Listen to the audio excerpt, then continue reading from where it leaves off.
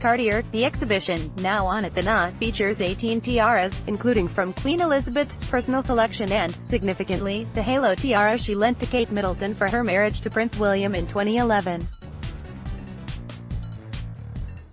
National Gallery of Australia director Gerard Vaughan with the halo tiara worn by Kate Middleton for her wedding to Prince William in 2011. Photo. Elesa KurtzThe exhibition has attracted international attention and makes it the place to be in Canberra if you want to indulge in some royal wedding fever. Why not make it a really royal visit and see the exhibition during the Queen's birthday long weekend, June 9 to 11? The tiaras each have a fascinating story attached to them, worn by queens, princesses, American heiresses, society it girls, and Hollywood royalty turned legit royalty. We are looking at you, Grace Kelly, aka Princess of Monaco. The incredibly beautiful confections are a link to history, to the mores of another time, to an elite straight A of society. Official portrait of Her Serene Highness, Princess Grace of Monaco wearing Cartier jewelry 1959, copyright G. Lukomsky. We forget that a lady of any substance or who had any pretensions in society, right through the 19th century, up until the Second World War, if they went to a grand dinner, went to the opera, if you were invited to a royal occasion, a woman had to wear a tiara. A woman had to have one. It was part of the kit, Mr. Vaughan said. 5 pieces of jewelry are from the Queen's personal collection, the gallery starting discussions with the head of the royal collection more than 2 years ago. Mr. Vaughan met with the keeper of the royal collection at St. James's Palace in London to negotiate the loan of the stunning jewels. The halo tiara, for a start, features a room shining 933 diamonds. First commissioned from Cartier by the then Duke of York for his wife, the Duchess of York, later better known as the Queen Mother, who later gave it to her daughter Elizabeth. Cartier London Halo Tiara 1936, platinum, diamonds, 3 by 18 centimeters, lent by Her Majesty Queen Elizabeth II, Royal Collection Trust, all rights reserved. The Queen has never loaned a group of her jewels like this before, Mr. Vaughan said. It really makes the show very special, which is why it's getting international attention, because this is a remarkable thing. I mean, we are part of the Commonwealth, and, of course, this building was opened by the Queen in 1982.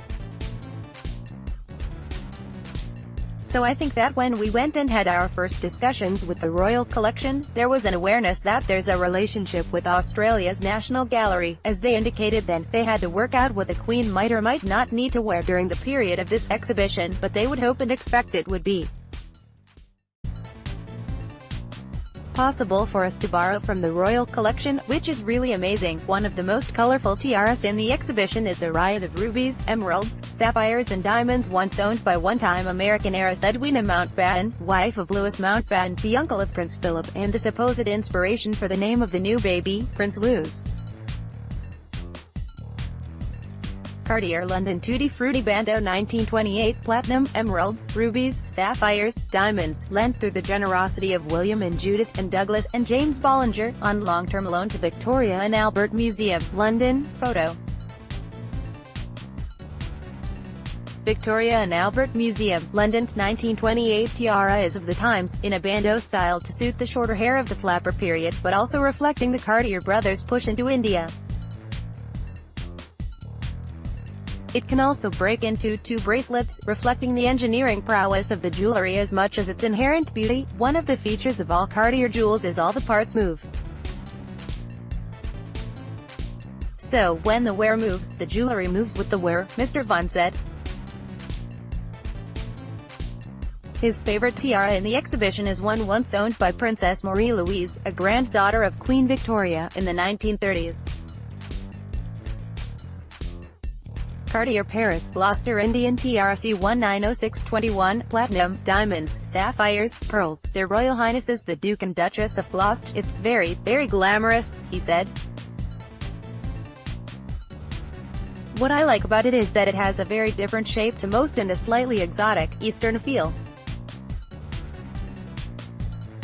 And there's a bit of debate about it. Is it because the Cartier brothers in designing this were thinking a little bit about India or maybe Byzantium, and there is an Australian, in fact, Canberra, connection to this stunning headpiece.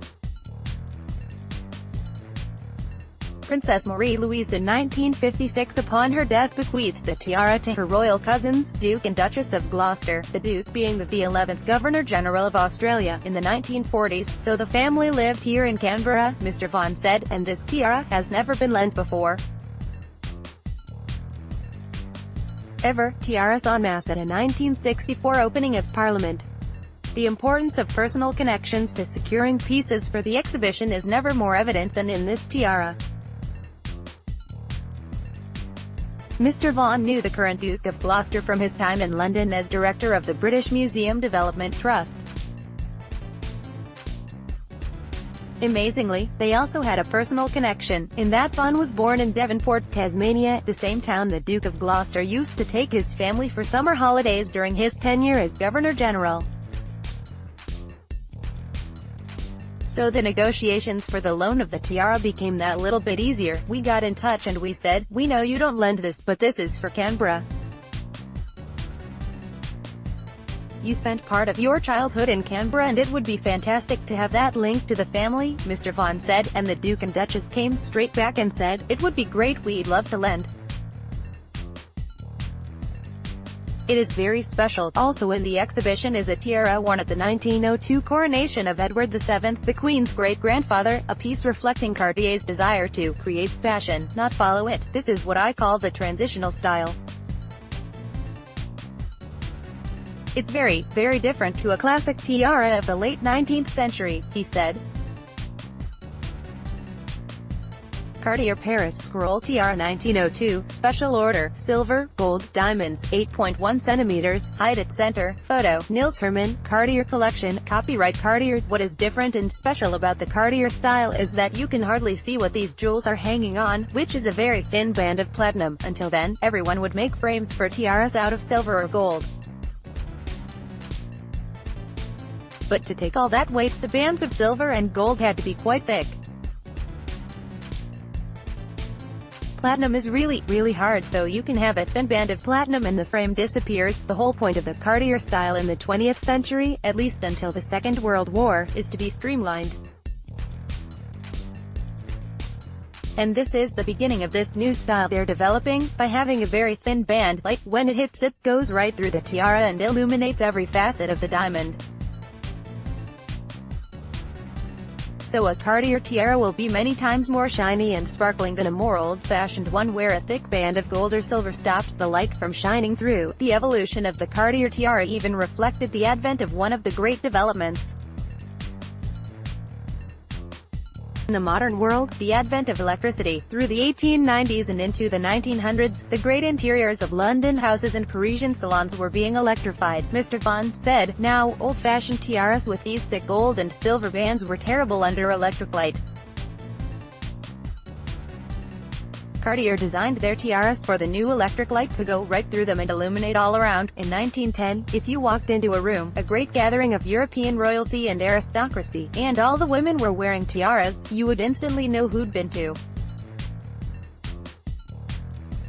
Cartier and who hadn't, who'd dusted down their grandmother's tiara from a long ago. It was absolutely a hallmark of being up-to-date and stylish. Cartier London Tiara 1937, platinum, diamonds, aquamarines, 5 centimeters, height at center, photo, Vincent Wolverite, Cartier Collection, copyright Cartier. Coronations were big business of Cartier. The 1937 coronation of George VI saw the London Jewellery House commissioned to make 27 new tiaras for the event. They asked if the tiaras could be exhibited at their Bond Street headquarters, and the whole of London came, Mr. Vaughan said. Prince Albert of Monaco also agreed to have some of his mother's jewels be part of the exhibition, including a tiara once worn by Princess Grace of Monaco, which can also, ingeniously, can be broken up and worn as 3 brooches. Cartier Paris Tiara 1949, Special Order, Platinum, White Gold, Diamonds, Pearls, 18 by 4.5 centimeters. Photo, Agence Reales. Copyright Princely Palace of Monaco. People have been incredibly generous, Mr. Vaughan said. We were really surprised, to be frank. We asked for far more things than we ever believed we would ever be allowed to borrow. The tiaras were worn by fascinating people. Princess Marie Bonaparte wearing her laurel leaf tiara, 1930. Another stunning tiara was once owned by Princess Marie Bonaparte, a great-great-niece of the Emperor Napoleon. She was a very interesting person, an author and psychoanalyst who was a friend of Freud, Mr. Vaughan said. The sheer brilliance, and assumed price tags, of the jewels is almost overwhelming. The royal family of Qatar have loaned a tiara, and, almost as an aside, one of the largest sapphire in the world, weighing in at 478 carats and once owned by Queen Marie of Romania, another granddaughter of Queen Victoria. Items loaned by the royal family of Qatar including a tiara and one of the world's largest sapphires. The value of the tiaras, like all the items in the 300-piece exhibition, remains top secret.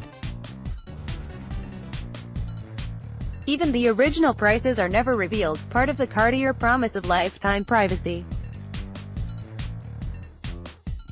Needless to say, Mr. Vaughan says, this is the strictest security we've ever had for any exhibition. And while no one can touch the jewels, you can take a selfie with them as they sparkle behind the glass and at least pretend to be a princess for a day. Cartier, the exhibition is open at the National Gallery of Australia until July 22.